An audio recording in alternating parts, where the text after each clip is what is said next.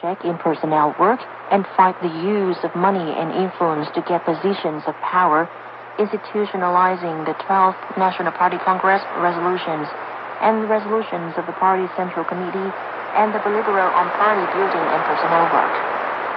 Vietnam was elected a non-permanent member of the UN Security Council by an absolute majority vote of 192 to 1. Vietnam was given the ASEAN chairmanship for 2020 and hosted the second summit between the US and the Democratic People's Republic of Korea. Vietnam began implementation of the CPTPP, signed the EU-Vietnam Free Trade Agreement and Investment Protection Agreement. Vietnam has to deal for the first time with African swine flu, which may cause a year-end shortage of pork supply. Agriculture export revenue exceeded $41.3 billion with a trade surplus of $10.4 billion.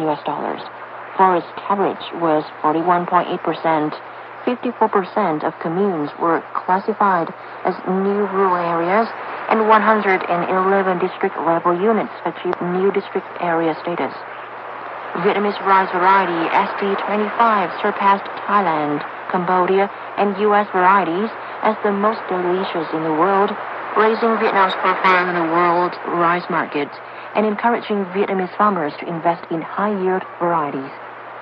In July 2019, China deployed its ship Haiyang DG-8 and escort vessels to perform a so-called survey mission in the Vanguard Bank, infringing upon Vietnam's exclusive economic zone and continental shelf.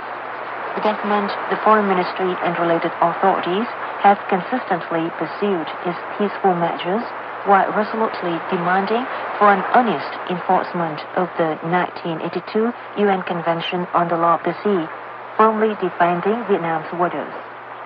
Vietnamese and foreign public opinions were vigilant and alerted to preventing China's cultural invasion with repeated attempts to normalize its false 9-dash line claim through movies and cultural publications all over the world.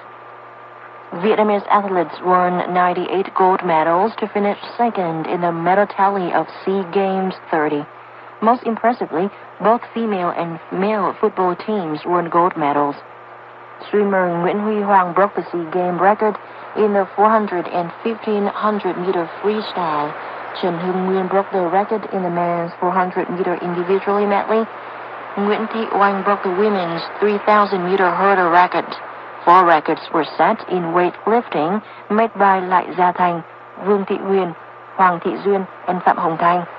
Swimmer Nguyễn Thị Ánh Viên won 6 gold medals, and Lý Hoàng Nam won Vietnam's first gold medal in tennis. The men's football squad finished first in the qualifying round for the World Cup, full of dreams for the sport in the upcoming World Cup. The 8th session of the 14th National Assembly approved a revised labor code, which will adjust the retirement ages to 62 for men by 2028 and 60 for women by 2035. A revision of the law on public servants replaced lifelong service with a timed contract. Exceptions include public officials in state agencies, those who are recruited as public officials working in disadvantaged areas, and those with non-specified duration work contracts prior to the law revision. Environmental problems such as floods in Hanoi, Ho Chi Minh City, Cần Thơ, Vinh, and Phu Quoc, and red-level air pollution in Hanoi, Ho Chi Minh City, and some other major cities triggered calls for greater responsibility on the part of management and executive agencies, businesses, and people involved in environmental protection. And that was the top 10 events of Vietnam in 2019, selected by VOV.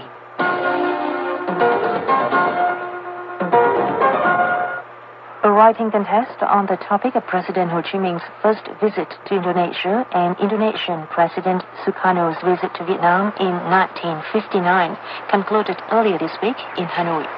The contest, co-organized by the Voice of Vietnam and the Indonesian Embassy in Vietnam, marks the 65th anniversary of diplomatic ties between Vietnam and Indonesia.